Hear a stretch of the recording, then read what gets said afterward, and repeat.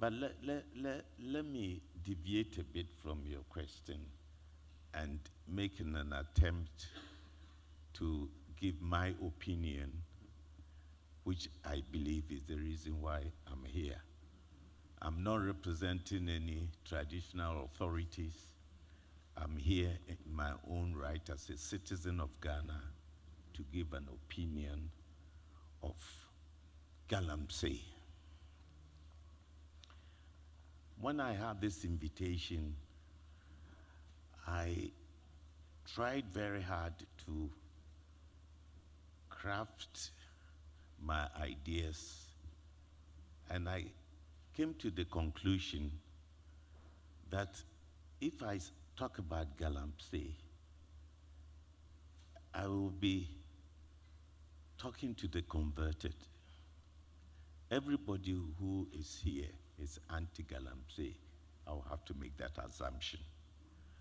So I tried to look for a solution to the problem. So I would defer to the moderator, and at his own time, when he decides that I should make a contribution towards solution, I will. Thank you. Okay, thank you. But I think I'll stay with you, if you may, because as a traditional leader, and you speak for yourself, but as a traditional leader, why have traditional leaders actually failed to take a stronger stance against Galamsey? It's something that beats a lot of people's minds, because I hear on TV and radio, the Chinese don't know where to go, or the foreigners or whoever.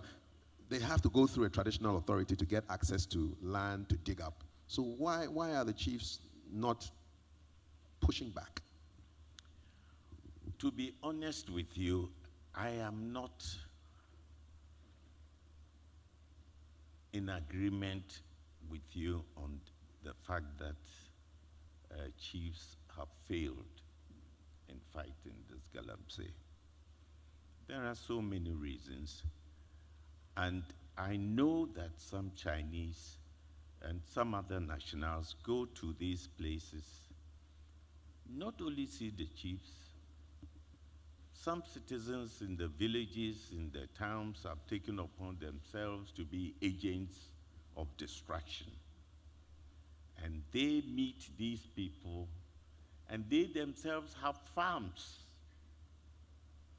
And there are no legal sanction on any chief who gives a farm, a land to be farmed, and it is turned into Galamsey.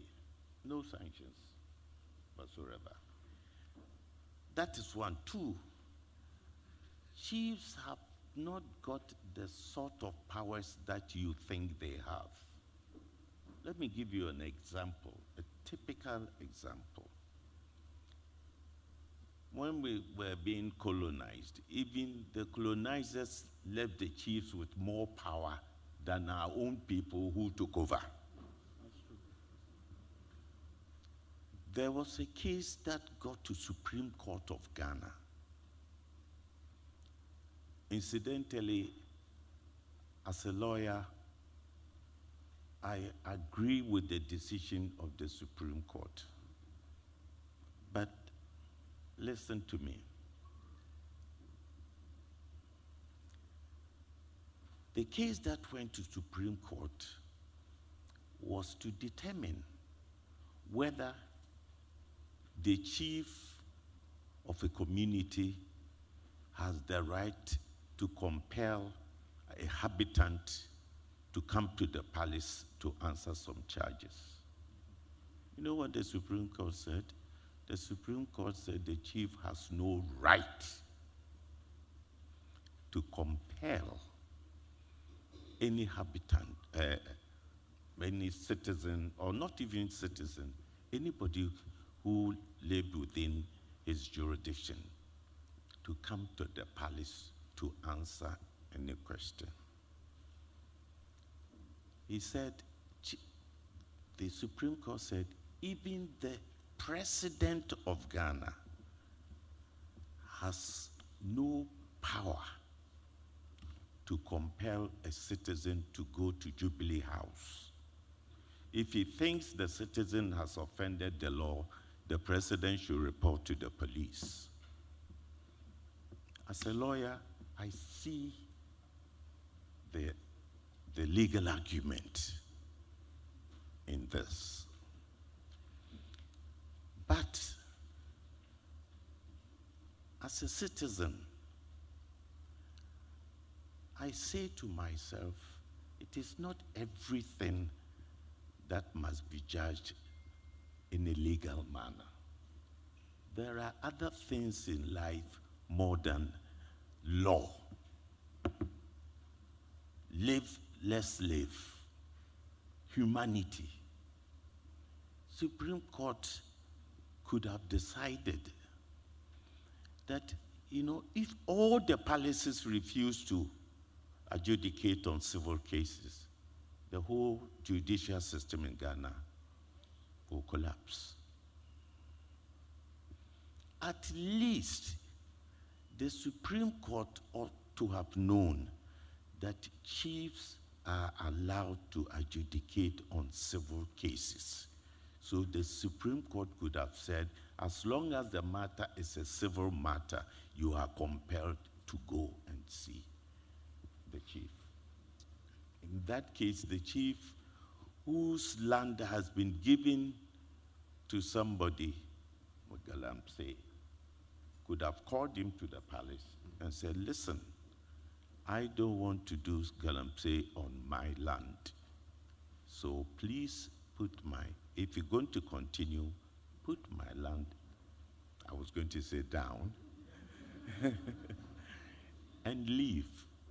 Even that the chief cannot do. Right. So to say that the chiefs have failed in contributing towards eliminating Galamsey is a bit harsh, to say the least. Thank you very much, Nana. So we overestimate the powers of the chiefs. That's what I'm reading from Nana. I'll come to you, Madam Sawa and Dr. Ashigbe, in a while, but let me speak with Mr. Ama. So you are the General Secretary of the Ghana National Association of Small-Scale Miners. Do you find that people lump you with the Galamseyers and look at you and point fingers at you and say you are destroying the land? Do you get that a lot? First of all, good evening. Good evening. Yeah. I think it happens a lot of because of information gaps, as I would say. A lot of people, when they hear Galamsey, what comes to mind is small-scale mining. Small-scale mining is different from Galamsey. But what people see and the equipments that are being used, they think is the same, but it's not the same. Do the small-scale miners use the excavators as well? They use excavators. If you watch the Minerals and Mining Act, the definition of small-scale mining in Ghana is one. It should not be more than 25 acres. You should be a Ghanaian, and you should be above the age of 18 and of sane mind. Then you can apply for grounds to mine. And it also gives you the opportunity to use equipment to mine. Those days, we have what we call artisanal mining. If you watch the small-scale mining space, I define it into three. The artisanal mining operations, the semi-mechanized, and then the fully mechanized operation. Where the fully mechanized operation, you have entrepreneurs who are in there. Their investment is quite high. They use highly skilled personnel in their operations, and you see them like the large scale, but just in size. Then you have the semi-mechanized operation where they open their pits and employ a lot of people. Some use boards and others. Then you have those who are doing artisanal. Most of them, they don't even apply for license, and their impact are not that much. They can be farmers. They come during the dry season in groups. They pick, they lose, and get some income. Are you saying that the only difference between the small-scale miners and the Galamseyers is that the Galamseyers don't have licenses, but the license is number one, because if you are going through the process of formalization, the legal regime is what gives you the right as a person to mine. But in theory, you can all have the same kind of equipment. You have the same kind of equipment. You use changfangs too? No. Let me explain. When we talk about Chamfan, we have what we call the dredgers on the rivers. And they use the engine that is called Chamfan. So Chamfan is a brand of an engine, which helps because one is cheaper, is accessible. The association, we did some work around the Western North areas. We have about 125 to 26 shops. These are Chinese shops. Each of them is selling this equipment, about 100. So if you multiply with 120, you could get about thousands of Chamfans that are already in the system. So Chamfan is just a brand that are used for many things. Some use it for irrigation. They can use it with a pump and pump their water in for irrigation. Some use it for vulcanizers, using it. So that engine is multi-purpose. But 90% of these engines are used for dredging. That's why you see them a lot on our river bodies. Is it legal? It's illegal. The law does not permit dredging in this country when it comes to. These are the red zones, the water bodies. Then we have a buffer of 100 meters. You don't work closer to highways. So if you see people working in the river body, you see them working closer to highways within the buffers of 100 meters, close to electric pylons and all that. They are all perpetrating illegality. The license that is issued to every small-scale mining is site-specific. You have your coordinates. If you are supposed to work in this room, when you move away from here and you mine elsewhere, you are perpetrating illegality. So anywhere you are working with your license and all that is site-specific. So if you see someone working the river body, it's not a small-scale mining, it's illegal mining. The Minerals and Mining Act, the amendments that were done in the 995 redefine what we call illegal mining. Those days, people look at it as illegal small-scale mining.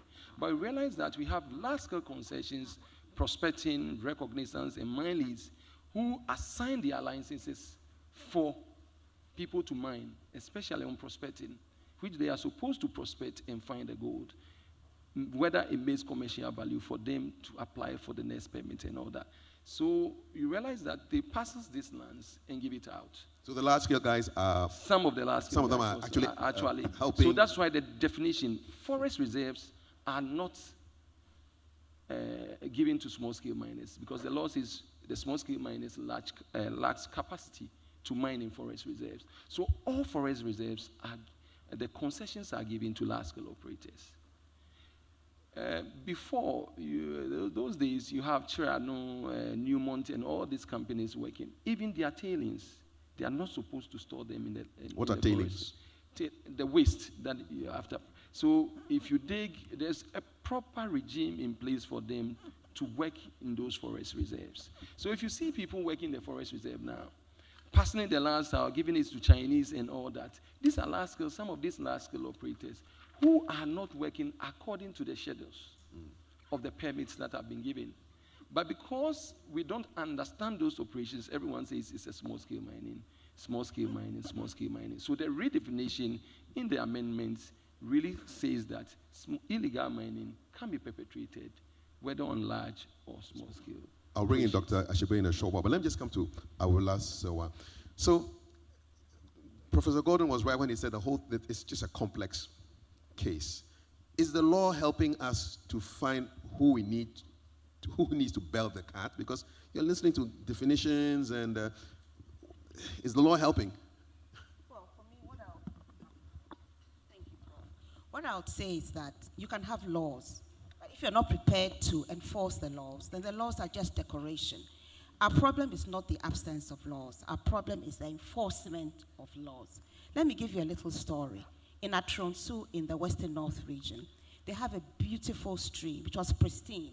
You know, the color was just like this, Achimota stream. So they said categorically, we do not want community mining. We don't want any form of mining. We are cocoa farmers, we are farmers, and that's what we want to do. Community mining was being forced down their throats. We took the case to court. So the case is currently in court. Then in August, 2 excavators found their way to the landscape. We contacted the regional minister. He was of no help. Eventually, we contacted national security, and the excavators left, and I thought, thank God. Unfortunately, they came right back. They started the illegal mining, and the stream was turning brown. I went to the regional minister, no help.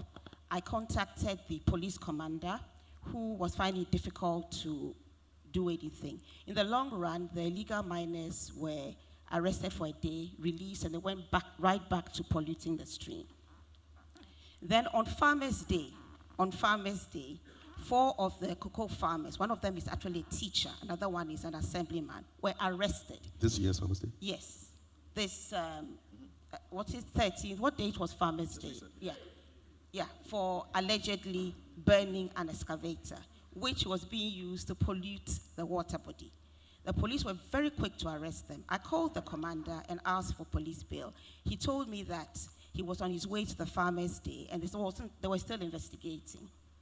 By the afternoon, they had taken them to court and had them remanded in custody. So look at this scenario. The persons polluting the landscape are walking free, and those who were trying to do something about it were in police custody. Our lawyers were not able to get to the court in time. They tried to get a lawyer who happened to be there. He tried to get bail for them. They were still remanded in custody until today. We managed to get our lawyer to travel to Atronsu, and they were released today. But not 4 of them, 5 of them, because one community member went to visit them in prison, and he was promptly arrested by the police. For visiting? Yes, because the police said he might have been one of those who burnt the excavator. The visitor went inside? Yes. So he was also released on bail today.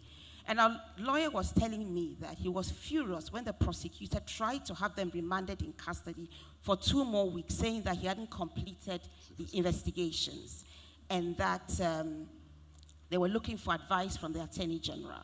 You've already charged them. You've had them put in remand for 2 weeks, well, not 2 weeks, until today, and you wanted them to be kept in custody for 2 more weeks. All I'm trying to say is that the way we are operating the law is very bad. Now, the reason why people come down on small-scale miners is only because, in many cases, people see small-scale mining as another form of illegal mining. This present case I was talking about, the police commander told me that they had a license, and it was sent to me. It was supposed to be a community license. Now, as Professor Frimpong Boateng has told us, even if you have a license, if you go outside the parameters of your license, what is it? It's illegal mining. Just back it up a bit for me. What is community mining? How is that different from the other kinds of mining? You know, we masquerade under so many things. Call it community mining. Just call it anything. The important thing is that we have the large-scale mining. And that one, I think there are only about 10 or so of them. So it's easier to monitor. We don't have a culture of enforcement.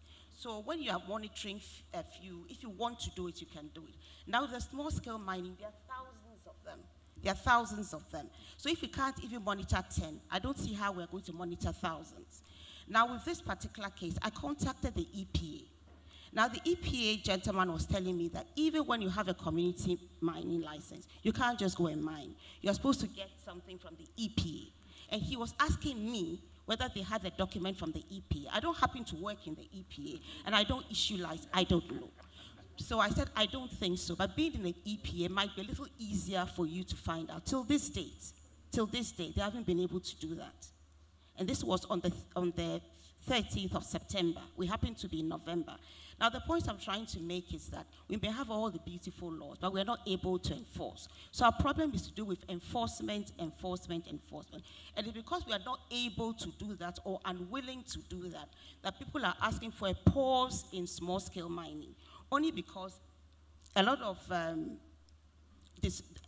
distraction is going on, and we are not monitoring. The other thing I'll say is Mr. Ama will not be happy with that pause. I'm sorry? Mr. Ama will not be happy with that pause. Well, you see, I'm not trying to make people happy. You said before we started that Ghana was what we're all interested in. We are Ghanaians, or even if we are not Ghanaians, we are living here. And I think all of us are interested in the welfare of Ghana. It doesn't matter which political party you belong to. Ghana is where you are. If the forest reserves are gone, the lungs of the country are gone, we are all going to suffer. If our water is poisoned, we are all suffering. And let me say this. When the water is like this, mercury is colorless. It doesn't mean it doesn't contain mercury. Ghana Water has told us that they don't remove mercury from the water. So the fact that the water looks clear doesn't mean it's free of mercury. Another point I'll make with respect to the chiefs, if you look at a place like Gemma, the chief is against mining. And he has made sure that there's no mining. Which area is this? It's in the Western region. It's called Gemma. So, yeah, Gemma. Gemma. J-E-M-A. Gemma. And we have a very good man called Father.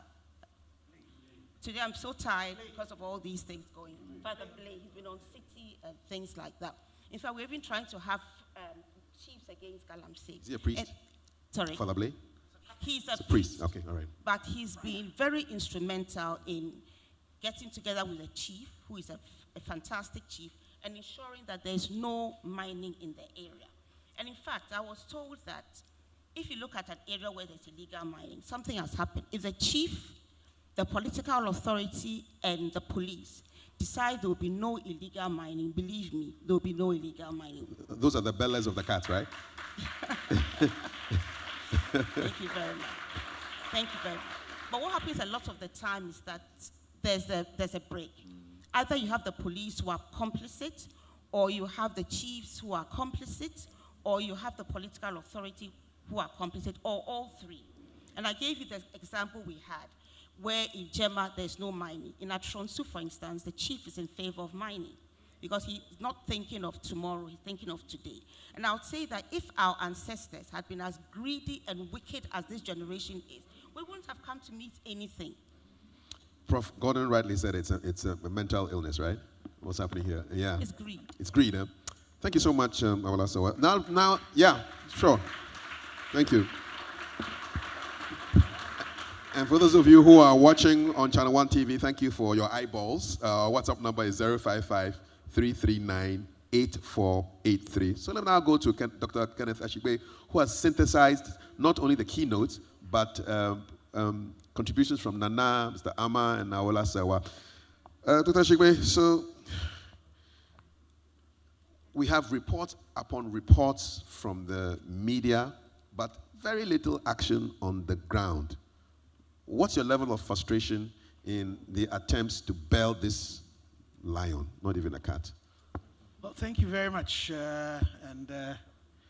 It's great that we're doing this at this time because, you know, what has happened is that Prof mentioned when he got to a particular number, it would not go onto the slides, the number of petitions that we had, the uproar that had come based on the fact that we had got a BDT of water to get to 14,000 NTUs.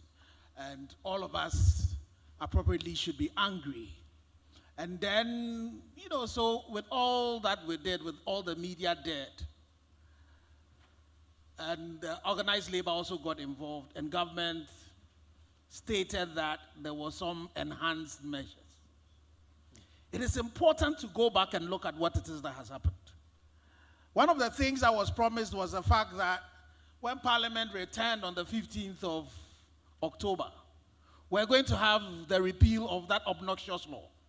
The law that saw the NDC and the MPP sit in Parliament and decided that they will give the president the power to allow people to go mine in forest reserves, including areas of critical biodiversity areas.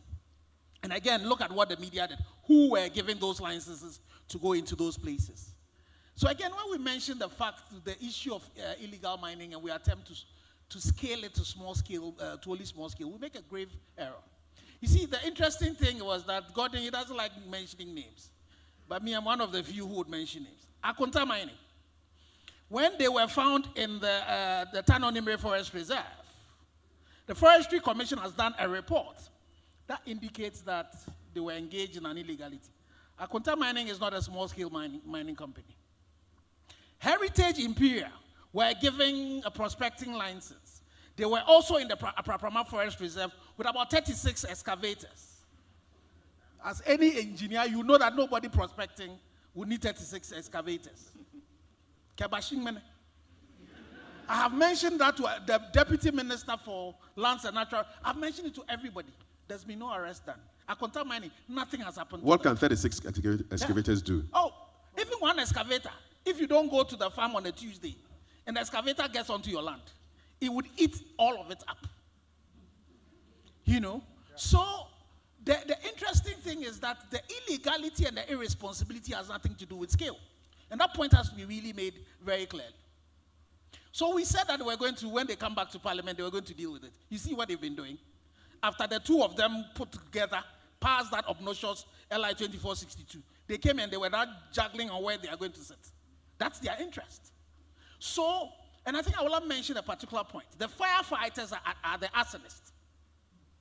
The people we have put in charge to deal with the issue of Galamsey are themselves the people who are either involved in it, they are either complicit or they are incompetent. So that's the point. And so it is important that all of you sitting here realize the fact that they don't care about us. They do not care about you. And it has nothing to do with poverty alleviation. It has all to do with greed. Are you going to tell me that somebody who's getting 700 million, it's poverty? One of the first communities we went to when we started this fight against Galamsey is a community in Manso Kwanta.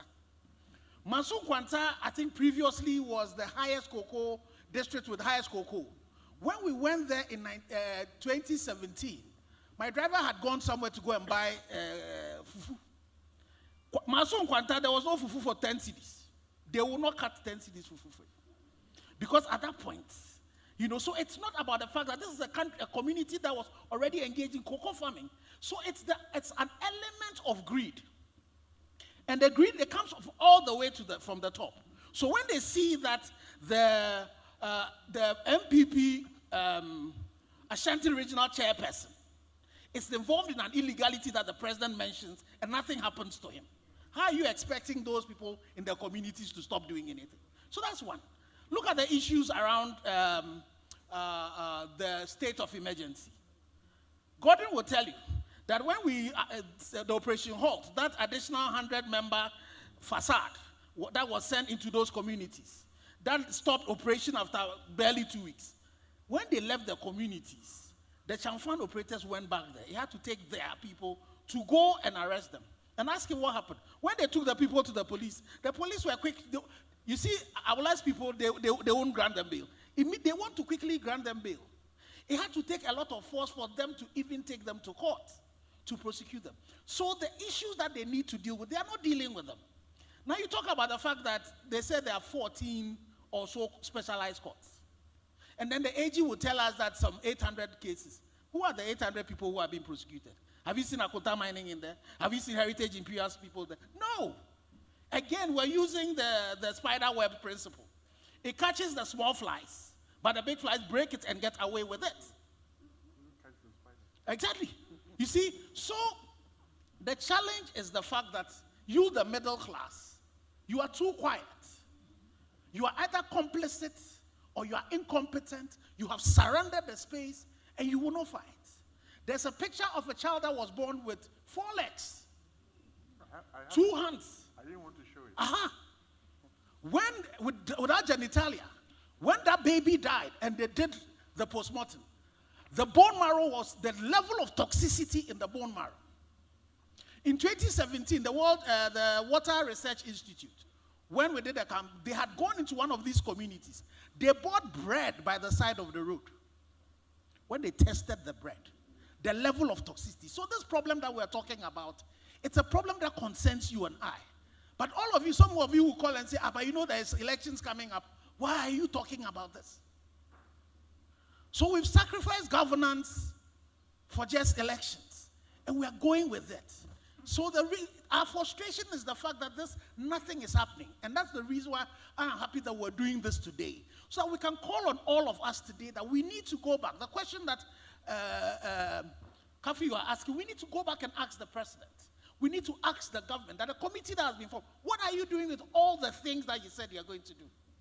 Why is it that when Ghana Water wanted to come and hoodwink us with that turbidity of water that had moved from 14,000 to 9,000 units, which is so far away from 5,000 NTUs? 5 NTUs. They wanted to celebrate it. What's happening? So currently we are writing to Ghana Water. We are asking them to tell us the level of trace metals and heavy metals in all waters that they are treating everywhere. They claim that they've sent the water samples to Water Research. We wrote also to FDA. They have not responded. We've written to Ghana Standard Authority. They say they are not the regulators. We should go and talk to the regulators. Nobody wants to bail the cat. You see? Nobody wants to bail the cat. Yes.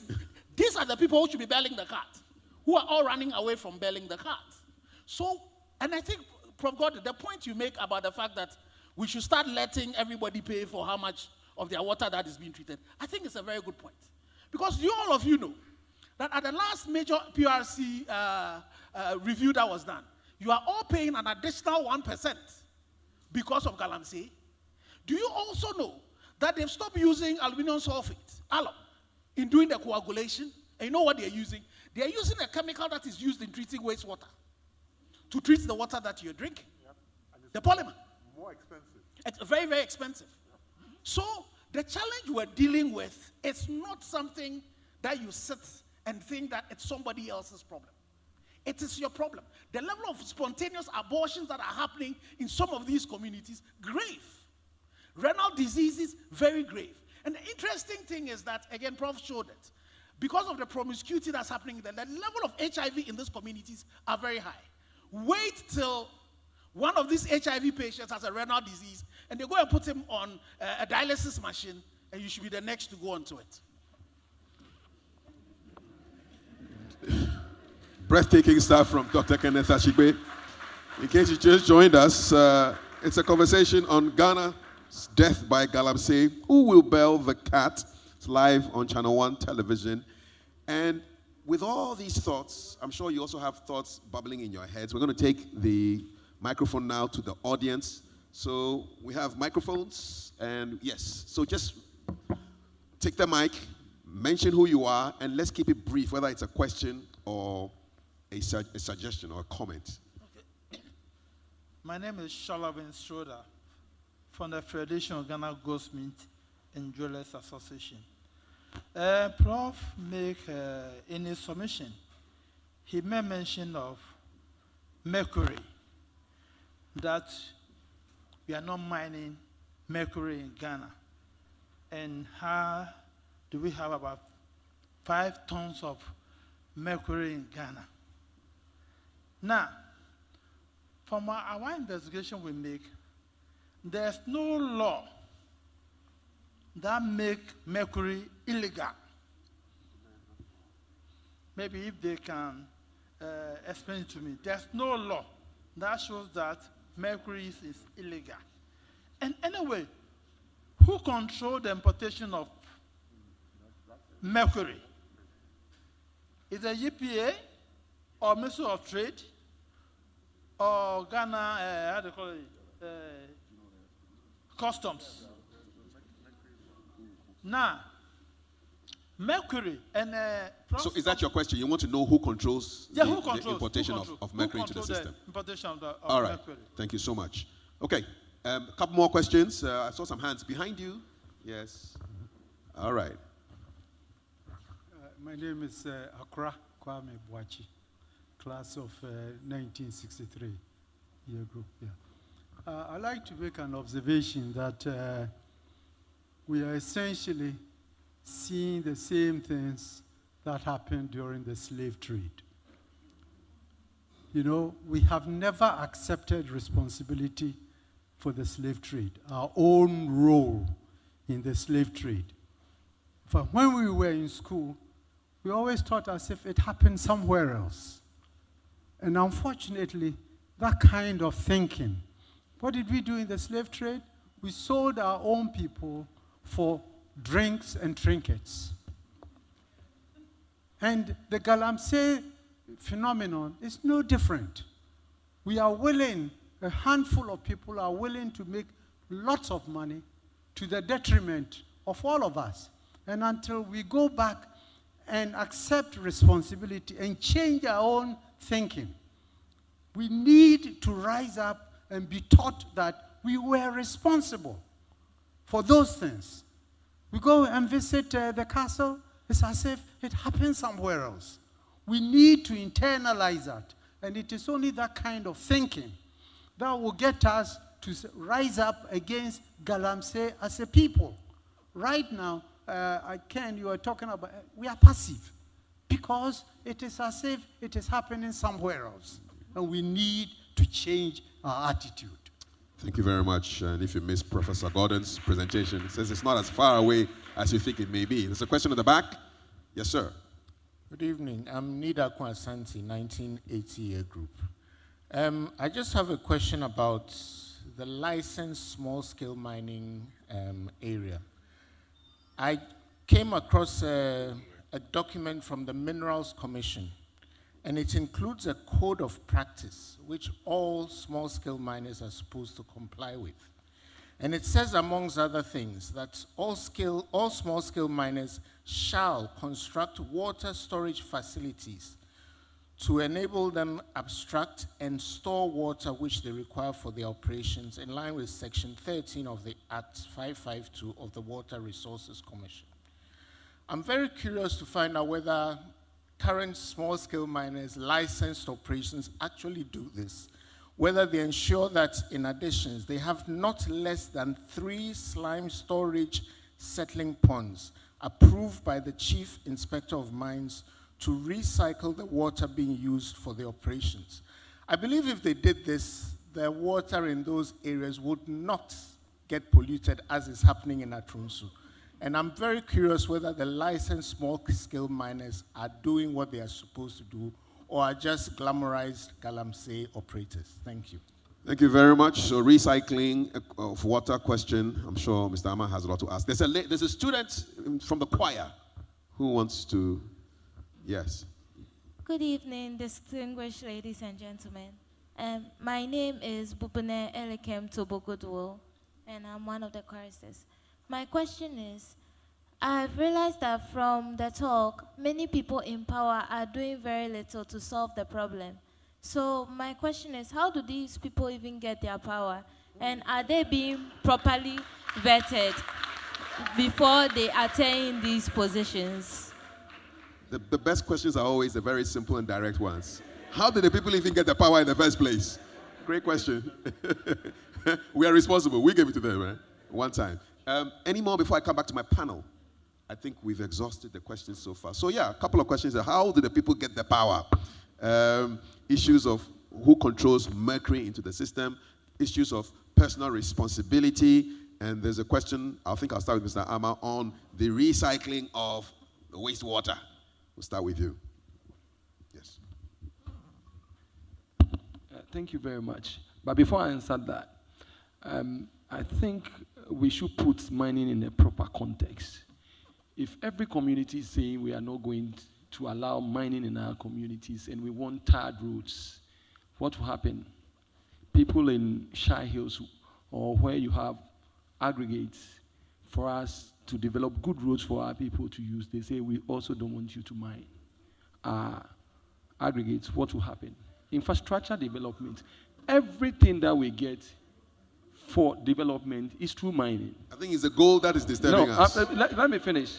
The gold is part. Everything, they all have environmental impacts. What we are looking at is mining responsibly. Because we need these things from the environment for our own existence. So if everyone is saying we'll not allow mining, how will you even build your house to stay in? We need, do you get it? So we should put it in a proper context. Gold mining, if it's done responsibly, it brings a lot of benefits to us as a people. Because if we all say we are not going to allow mining, please. Let's hear him. we are Let's all not going to allow mining, then at the end of the day, then we should really look at it. Then when it comes to the issue of the code of practice, which is there, before you get your license, there's clearly how you are going to work, the operation plan and everything, which will be approved. You need a license from which is signed by the minister, the operating permit, water resource permit, and then the EPA. Recycling ponds are the water that you extract from the rivers. You need a permit to extract from the Water Resource Commission. When you pick this water, it should go into these ponds. Small-scale miners, many of them, when you go to the field, you see the recycling ponds. I'm not saying every small-scale miner, but I can tell you, when you go proper small-scale mining, you see them. You see them. But when you go to illegal mining operations, I'm not holding brief, I'm not saying in every organization you not get 100%. In every organization you not get 100%. But when you get to these illegal mining operations, we have individuals who run their own farms. They'll move from Accra to the village and they say, look, this farm belongs to my grandmother and my grandfather. Sometimes 2 acres. 2 acres, they'll hire an excavator and get on it. They have no mining skill. The land itself, the space that you have, 2 acres, how can you get recycling ponds on them? So what you see is they just pick the mines, they just pick the ore, and they sluice into the river. We've stopped most of them. I've done a lot of work with the small-scale miners task force. And if you ask Brother Kane, we always call him, because we work together. So it's not every small-scale miner that is polluting. Those you see polluting the rivers, majority of them is the dredging. I've worked around the Brim area from 2018. Those days, you never see any river being polluted. There's no diversion of rivers and all that. But these days, because of the dredgers in it, one particular community that you go in, you have more than 400 dredgers on the stretch. These chamfans are easily accessible. And when they are dredging, they dredge, there's siltation, they suck everything out from the river belly, and then the bounce of the river caves in. Then the turbidity levels become higher and higher and higher. The code of conduct, we need to enforce them. As an association, we have our monitoring team. But when you go around, most of these operators, you ask, they said, it's not compulsory to be part of the association. But your work is also having impact on some of the small-scale miners who are doing their work properly. Right. So that is one. Then the last one that I will say is briefly, this, yeah. That we are looking at it in 4 levels. We need to do a lot of education. Education, engineering aspect of the mines, then community empowerment, enforcement, and attitudinal change. This is very important. And I could see that in what Prof. Gordon put out there. If you do proper engineering of our space, how many areas do we want to mine? Do we have proper geospatial planning in place and monitoring in place? So that if we are able to plan properly, we know where to mine, where to plant, and where to do other activities. But if everything is in there and everyone is doing anything in the space without proper enforcement, then at the end of the day, this is where we'll reach, we'll be. Thank you. Thank you so much. Nana wants to make a contribution. Nana, yes. Yes. Thank you very much, moderator. Distinguished ladies and gentlemen, Galamsey is bad. It is immoral. Ghana is at war, but the enemy is too formidable. The enemy has so much arms, power, that we must find a way of winning this war. What we've been saying, they're all true. When I was installed as a chief 40 years ago, they took me to River Pra. Incidentally, as my hometown was in Kushia and River Pra, they're next to each other, contiguous. So it is the custom and tradition that the new king will be taken to the bath, to the Pra, they will wash him and so on. I was taken at 2 a.m. I saw fishes. I saw fishes swimming at that time in the river. So now, and in my jurisdiction, you cannot do Galamsey. You cannot do Galamsey. I do not even allow robbers to be put on the floor. That is why I am proud to say, arguably, Kushia is the neatest town in Ghana. So Nana, you have powers.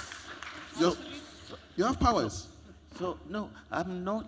The powers that I have cannot match the powers that the enemies have against Ghana on Galamsey. I don't want to exaggerate the powers that the chiefs have. And the powers that they don't distract me from going to repeat what everybody is saying. I'm looking for solution. I was hoping that those who are contesting as presidents of this country in the next election we'll have a press conference. Joint, simple solution. Joint press conference. Guess who is the chairman? The outgoing president. So they have a press conference. And they all pledge to us. They say that if I win the election, when I come to power, there will be no Galamsey. The next one will say the same. The next one will say the same. People have tried to have this thing organized and they have all failed. Yeah. What does it tell you? It tells you that seriously, there is no political will to solve this problem.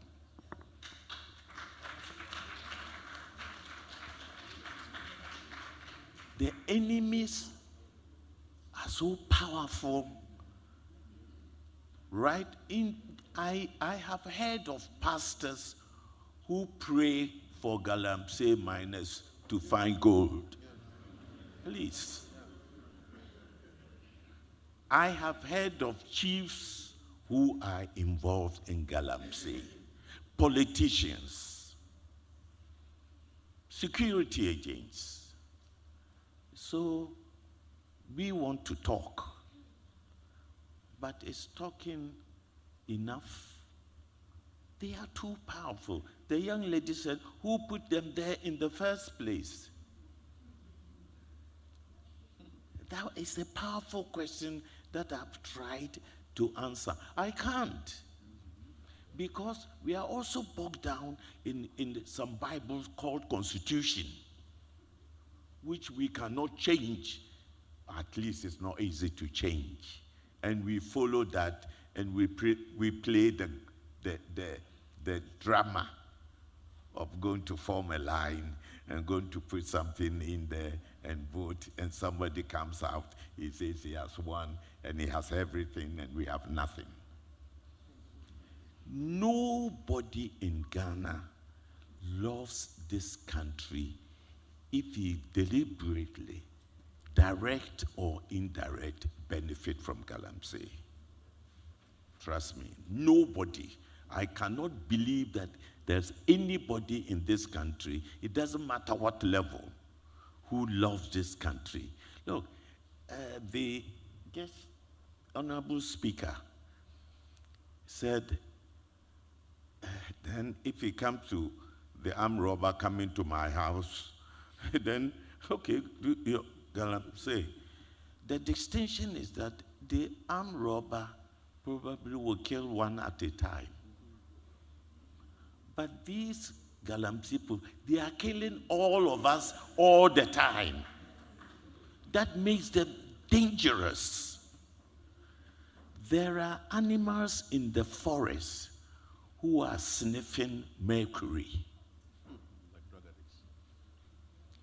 And there's a strong possibility of extinction of animals and other. We are injecting the land with poison.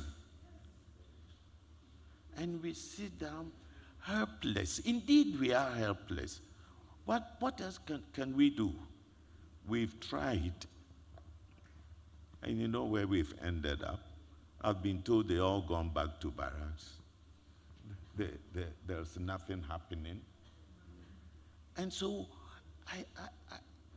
I am finding it difficult to really accept that until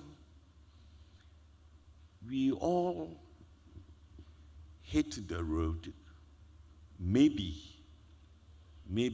until that, this sort of thing. Do you know that in this world, there are some people who, for want of power, will kill? And this is all boiled down to naked greed. I know of a country, the head of state of that country was a Muslim, and the emphasis is not on his religion. Was a Muslim. He was so corrupt and had such a lot of money that when he died, in keeping with Muslim religion, the coffin that took him was brought back. He didn't carry $1. What is all this? Why this level of greed? To kill of us, to poison our animals, our cocoa, our degradation of our land, all for money or power? God bless Ghana. Keep it great and strong. Thank you. Awola Sawa, you want to make some comments, and then we'll wrap this up conversation up. Very quick comment. Yes. What I was going to And say then we hear is from that Professor in Gordon some too. countries, they've opted to keep their gold in the soil. Now, when we look at the rise in kidney disease, cancers, maternal deaths, stillborn babies, babies born with deformities, I think we should all watch the Poison for Gold documentary. Eco-conscious citizens will be screening it on the 23rd of November at the KB Asante Memorial Park in Maijo. I think we'll put things into perspective. And then we find out that there's also something known as the green economy, a green jobs. It's not the case that without mining, we will not have anything. That is not the case. Mining has its place when it's done responsibly. But at the moment, that is not the case, and it's causing an existential threat, even with people outside Ghana. Tubers and cassava and yams were analyzed the other time. They contain mercury. So you could be sitting in America, somebody brings you some plantain or whatever, and you'll be consuming mercury. Now, a very important observation was made about small-scale mining, whether they kept their what was it called, for the waters. And that is not being done. And the point I was making was that we have wonderful laws in this country, but without enforcement, they are completely useless. Once the EPA is unable to ensure that what is supposed to be done is being done, we are all in danger. And I'll make another point. We talk about mining. Out of the 5 billion or so we got from mining, do you know how much was retained in the country? About 1.5 billion. We got far more, about 4 billion from remittances. We got far more from non-traditional export. So it is not true that we are getting so much from mining. What is the case is that there are other income streams. And when we are destroying our cocoa farms, and even without those that are being destroyed, they are containing mercury. Very soon, where are we going to be heading? Because cocoa is no longer, a lot of our cocoa farms have been destroyed. What is left has been poisoned with mercury. Very soon, they might not be accepted. Even our food crops, the poison has entered the food chain. So when we are consuming our yams and our plantain, do we know where they came from? So we have to be very careful. And I will just end with solutions. You know, when we're going to go on strike, why was the administration panicking? Because they know people's power. And I think we've forgotten how much power we have. We face an existential threat, but we're not angry enough. We are not angry enough. We don't realize we are being poisoned, we are being killed. And we are saying that declare a state of emergency. Go to the forest reserves, the water bodies, remove all the people, remove all the equipment. And then it's important that these obnoxious laws, EI 144 and LI 2462, are done away with. How can you allow mining in forest reserves, including globally significant biodiversity areas? Who does this? Even a class 2 child knows that that is not something you do. And then we need to pause small-scale mining until we can get our act together. If we are not in the position to monitor what is going on, when the EPA can tell me that, do they have this? They don't even know. I'm supposed to tell them. It means they are not able to monitor the thousands of small-scale miners. Nobody is saying that every small-scale miner is doing the wrong thing. But we're looking at the bigger interest. We're looking at Ghana. Even the big ones, they can't even monitor. And let me be clear, even those who have licenses, it doesn't mean that because you have a license, you are going according to your license. And I think that it's very, very important that all those who were mentioned in Professor Frimpong Boateng's report are investigated.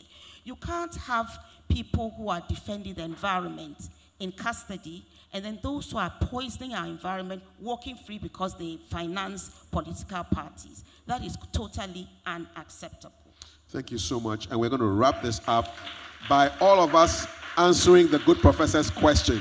The question he asked us was, who will bail the cat? Starting with you. Yes. Every single one of us should bail the cat. Every single one of that. But the point I'm making is that it comes at a cost. We know what happened to Erasmus Asaredonko. He and his team were viciously beaten up by criminal thugs. The police know who the thugs are. They are walking free. They are walking free. But we all need to bail the cat because we are all being poisoned to death, whether we believe it or not. Mr. Dr. Kenneth Ashigbe, who is bailing the cat?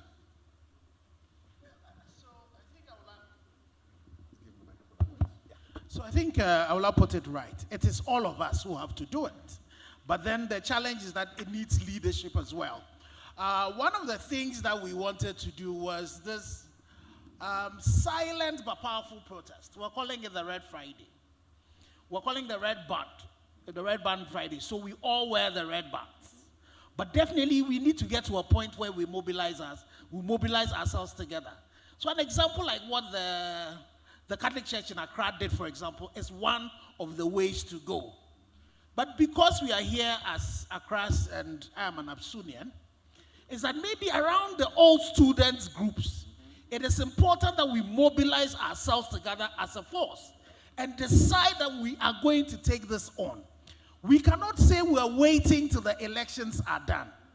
Note, Mustafa Gbande, he's an NDC person caught on tape talking about the fact that if they come back, they are not going to stop it. There's an MPP MP who is a doctor who definitely should understand that. He said they are not going to stop it today, they are not going to stop it tomorrow. The thing that was mentioned, the solution mentioned by Nana, the Ghana coalition, we've written to the NDC, the MPP, that we need them to come together to sign on to the fact that they commit to this particular fight. We need to force that thing to happen, not only the presidential candidate. We need to ask all parliamentary candidates, especially in these communities, to also publicly declare that they are against it. We need to let them know. They say there are 4 million people who are benefiting from the illegality. I don't even believe that number. But 4 million minus 16 million, how many more of it? So we need to let them also know that there are repercussions, there are prices to pay. If the NDC presidential candidate, the MPP presidential candidate, would not sign on to the fact that on the night of the 6th of January, when they take over, they are also going to commit to the fight. We'll be losing it. So I will urge all of us, Achimota Speaks, we should use this as a forum of gathering all old students and embark on a campaign. They can start with the Red Band campaign and then get to a particular point where all of us will march and tell these people that enough is enough. We are not going to allow the genocide to continue. We are not going to allow the ecocide to continue. But let's also serve a warning to all our leaders that currently ecocide is now being considered one of the gravest environmental crimes. So currently they might be in power. They might leave power. We will drive them to Arusha. We will drive them to The Hague. And we'll get them prosecuted one day if they don't do anything about this. Thank you very much, Dr. Ashigbe. Mr. Ama, please answer the good professor's question. Who will bail the cat? Can we? Yes. Yeah. I think it's a shared responsibility. Issues of illegal mining is a national challenge, but the solution is also at the local level. When communities are empowered, they will also be able to help in fighting against this illegal mining activity. The Small Scale Miners Association, we came up with this approach we call the community enforcement approach. It's not everyone in the community that is in support of the illegal mining activity. So once we have a committee that works directly under the district mining committees, we will be able to work closely to ensure that our communities are safe from illegal mining activity. Minerals Commission should let the community know how many licenses have been given in the communities. There's a sort of sensitization for the community folks to understand the pros and cons of illegal mining activity and mining generally within the community. Then the district mining committees also should, the committee that we have, like Media Coalition, should have a rep there. We should have reps from various groups so that it will be widened enough for them to also understand what is going on and also help in dealing with it at the various district levels. But when you talk about banning small-scale mining, when the illegality is not perpetrated by only the small-scale mining, are we being fair to our local entrepreneurs? Those who are doing it well, let's encourage them. Let them grow like the Newmonts and co. Those who are not doing it well, because every license and every operator, we have their data. So if you say we should ban everyone, then you are not encouraging those who are doing it well to expand their operations so that we have the giants also in there. So we should look at it. Then, lastly, as I've said, education, enforcement, engineering of the mine, empowerment, and attitudinal change. If we are able to work around these areas properly, at the end of the day, we will be able to reduce the impact. And we should know also the source, especially of the river pollution, is through these dredges. How many dredges are being imported into this country, especially these transform machines? One of our proposals that we've given to government is this. Who supplies it?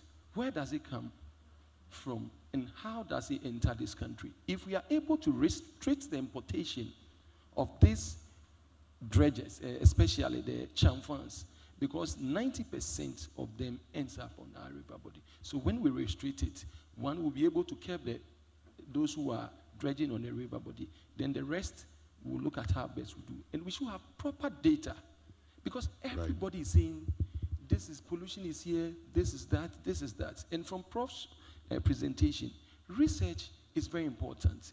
When we research and we analyze, then we'll get proper mitigating steps to be able to solve the problems we have.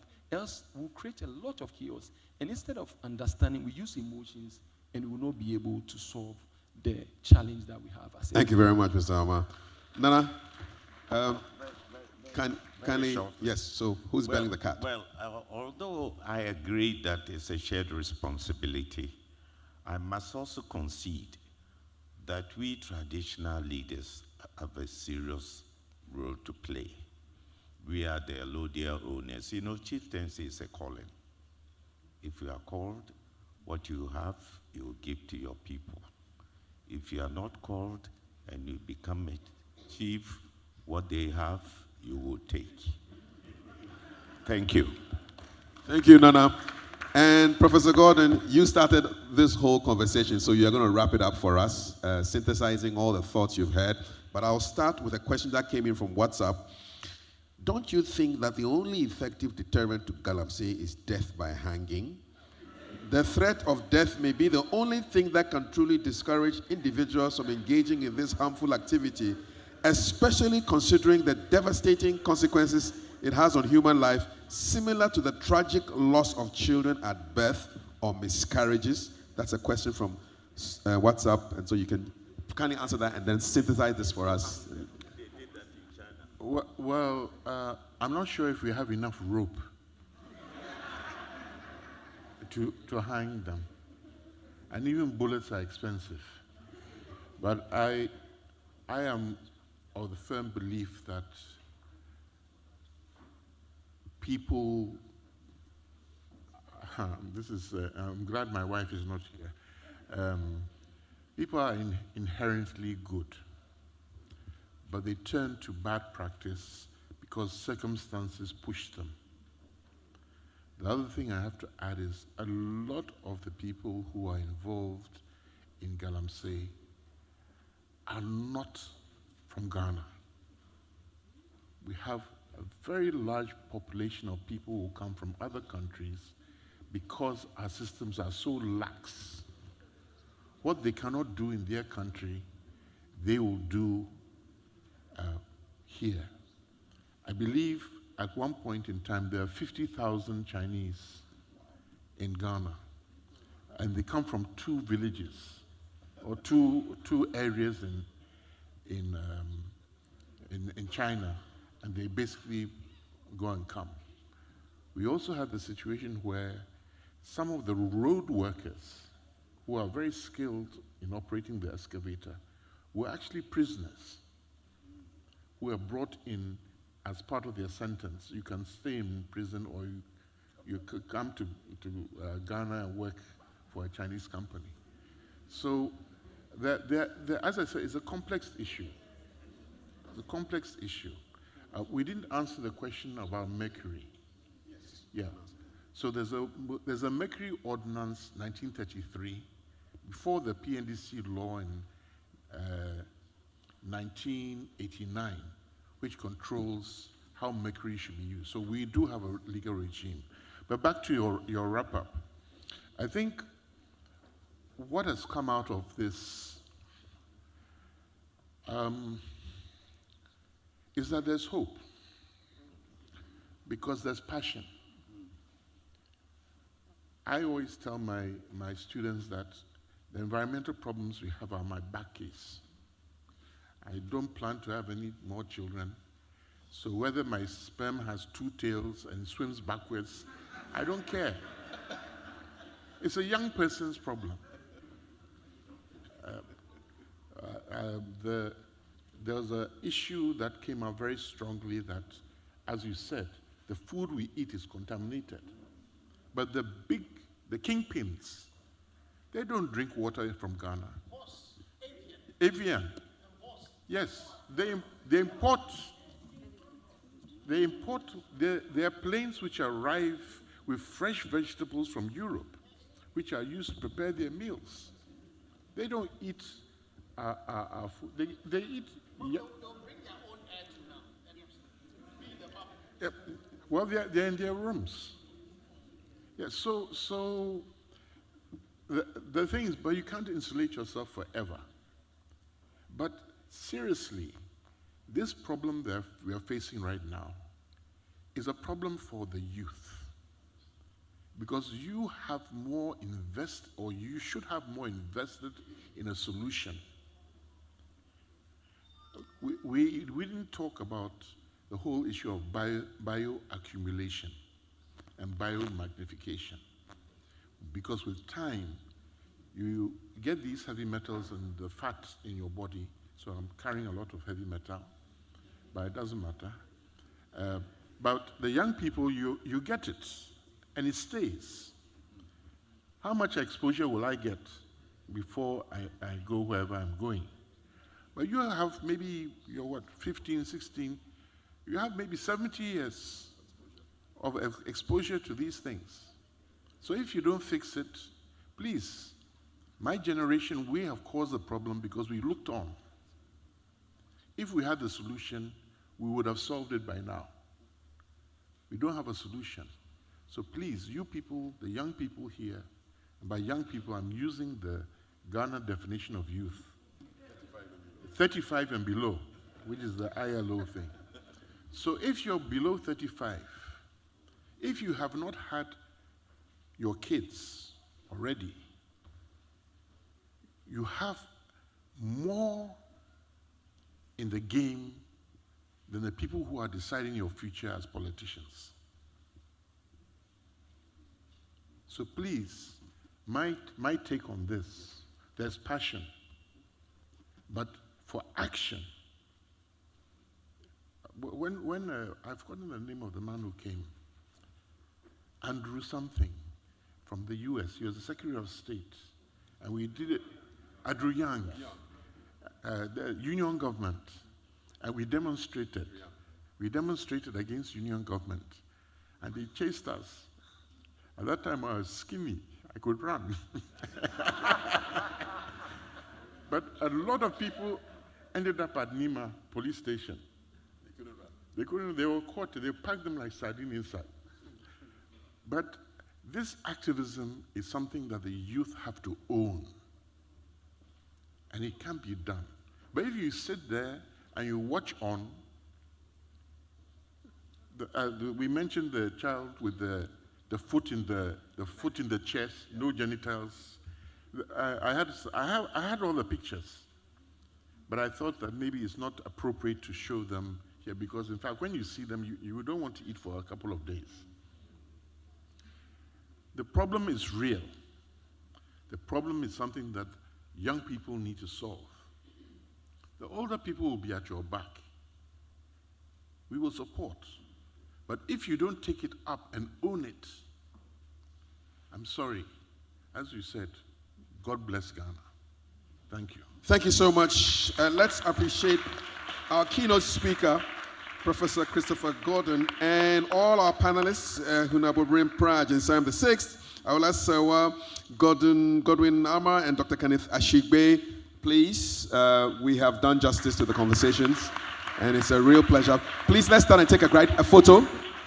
Where's our official photographer? We'll take a photo. As I'll bring back to the stage, Accra Joel Nete, OA President, do a summation of the discussion. So we take a photo?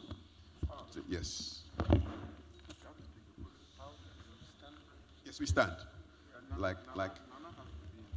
Yes. Yeah, Nana is with you. Yeah, she's in the middle, I guess. Yes. Yes, sure. Yes, Nana will sit. So we'll put the chair forward. Yeah, there you go. Then we can flank Nana. Bring it forward a bit, Howard. Can I stand behind Nana? Yes. Then it will be 4-4. Yes.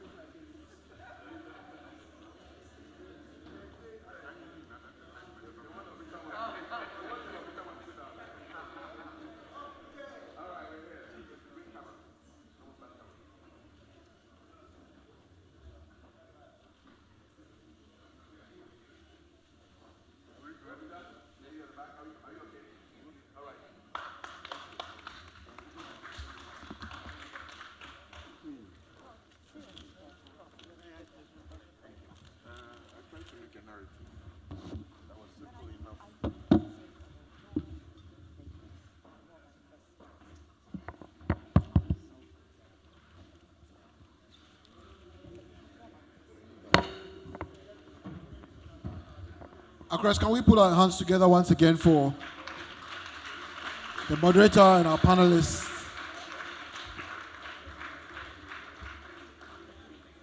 Time is fast spent. I was supposed to do a summary of everything that we've discussed today, but I think that the summary is very simple. Can we have your attention, please?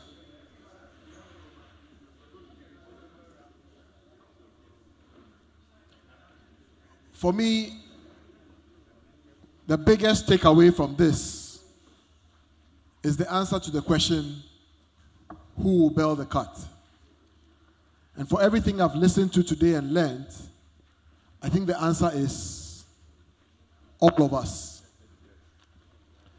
We've identified the problem, we've proffered some solutions, but I think that the biggest takeaway is that it will take each and every one of us working together to build this cut. It's been said that the next generation, the younger ones, 35 and younger like me, are the ones who will be most affected. So we probably should lead the charge. But I submit across Friends of Achimota that it won't take any one person or any one group. It will take all of us to hold our leaders accountable, be they political leaders, traditional leaders, any level of decision making around this subject. So as we leave here today, the OAA's ask, Achimota Speaks ask, is that in our little corners, we put up our hands and continue this dialogue. If this conversation ends when we leave here, I submit that we would have wasted the last 3 hours of our lives. But if we continue the conversations, if we get on radio, join the march, the Red Band March, and any other such gathering that will promote an end to Galamsey, then our time here would have been well spent. So I thank you very much once again for coming. I thank our keynote speaker, our panelists, and our moderator. And I want to extend a big thank you to our sponsors, the Ghana Shippers Authority, for helping us make this possible. I think they deserve a round of applause. Achimota Speaks today has been made possible by the kind sponsorship of the Ghana Shippers Authority. And so with that, I would invite the chairman of the Achimota Speaks Committee, Accra Kwesi Okun, to lead us to recognize all our panelists and moderator today. Thank you very much.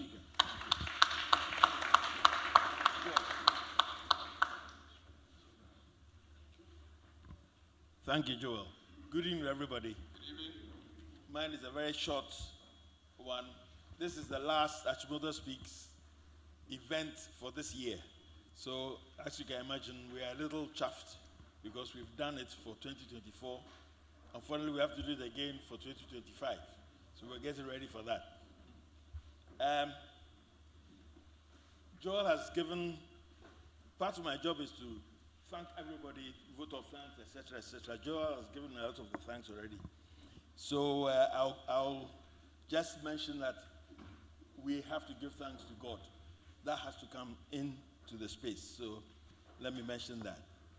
The next thing is he gave thanks to our main sponsor, Ghana Shippers Authority. They've been very kind to us to make this happen. A lot of expense we've had to incur, which came out of their sponsorship, and we thank them very much. But we also have to mention Channel 1 TV, who have been extremely supportive. Extremely supportive. This session has gone out live on TV. So if you didn't smile and you see your face on TV, it's your problem. Then, what I'm actually here to do is to acknowledge the people we invited to come and speak to us and give them small mementos in the form of certificates which they can hang on their walls to say that me too, I was at Achimota Speaks. So we will give them certificates, yes. And I'm going to ask a few people to help me to do just that. The first person I invite is Professor Aite, Ernest Aite, my namesake, who is the current chairman of the Achimota School Board and was the president of the OAA a few years ago. I'm asking him to come up and present this certificate. That looks so very nice.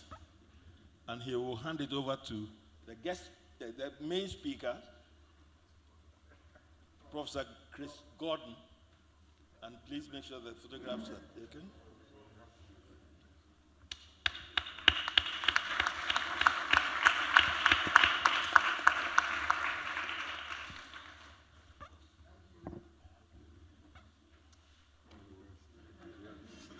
Thank you, Prof. I'd like now to invite up here another Prof, Professor Ivan Adai-Mensah, an emeritus professor, of course, and nowadays a consummate historian. Thank you, Prof. I'd like you to present this first certificate to His Majesty Honorable Prim Pra Ajinsem the Sixth.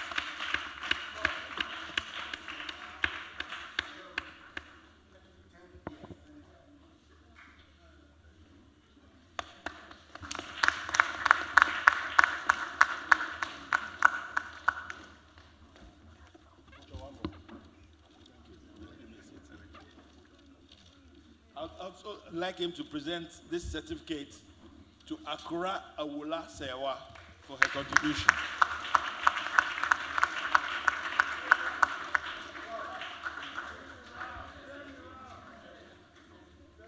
They can't see, let it.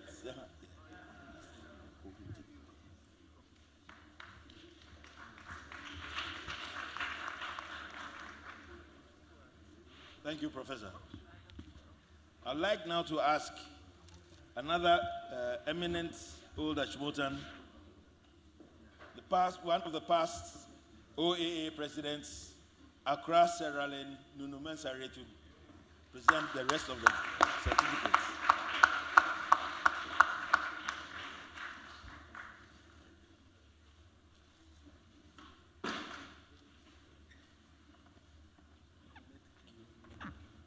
first one you present goes to Mr. Godwin N. Amar.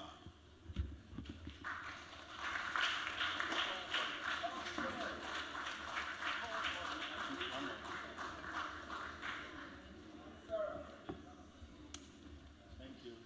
And then do us the honor of presenting this one to Engineer Dr. Kenneth Ashibe.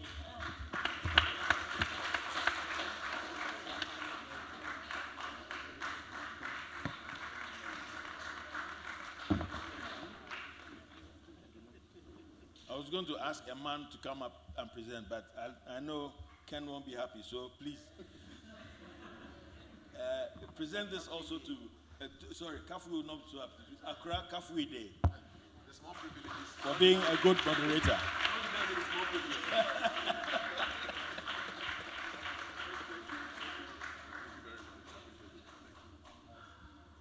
Thank you very much, Accra.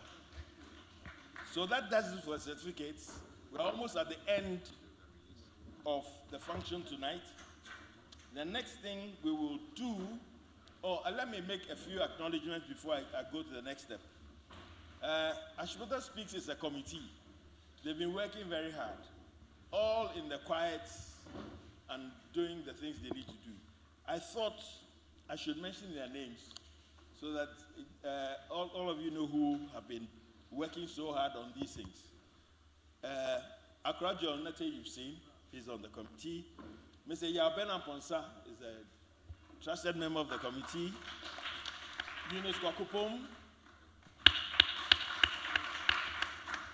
Accra Selassie Achianu.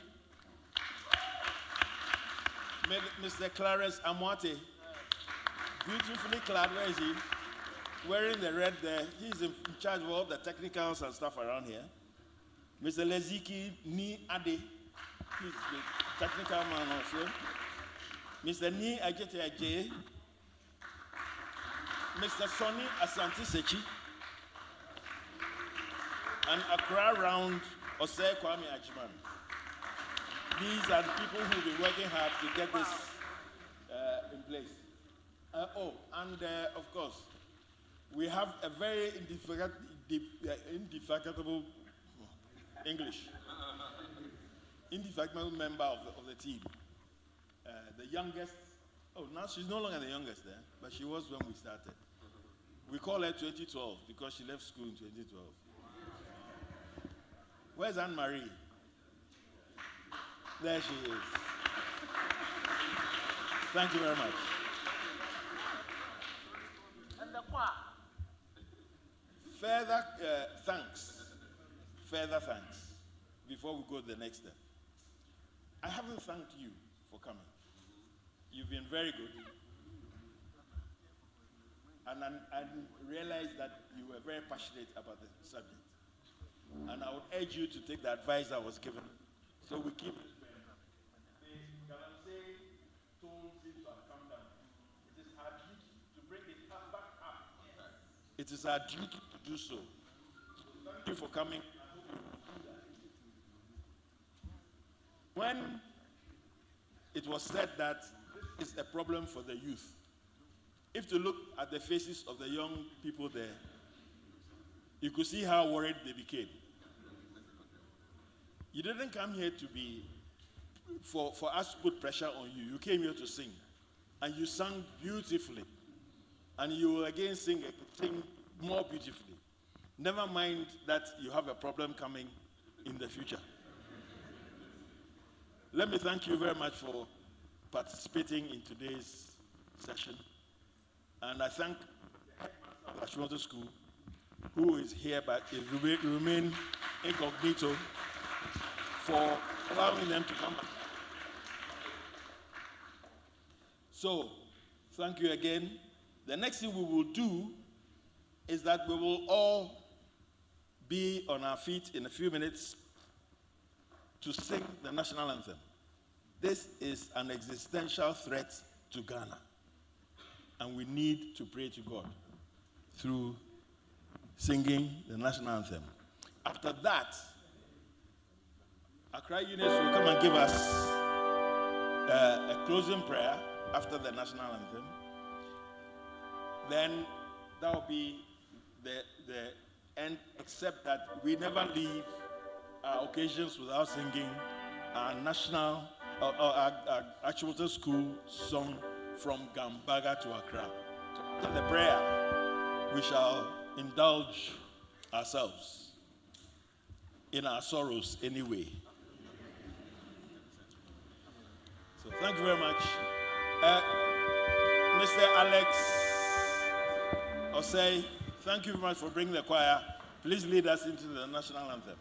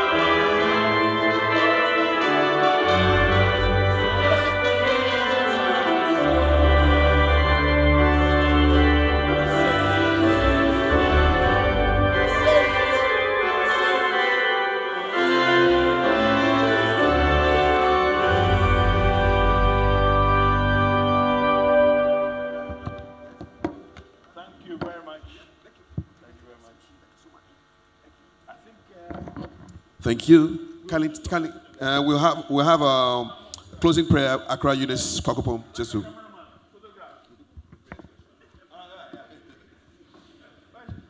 Let us pray.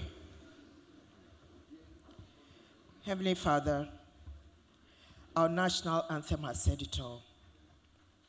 Help us and protect us from the oppressive mining and its deadly implications on all of us. We pray for protection when we are protesting against it, and keep us together. In Jesus' name, amen.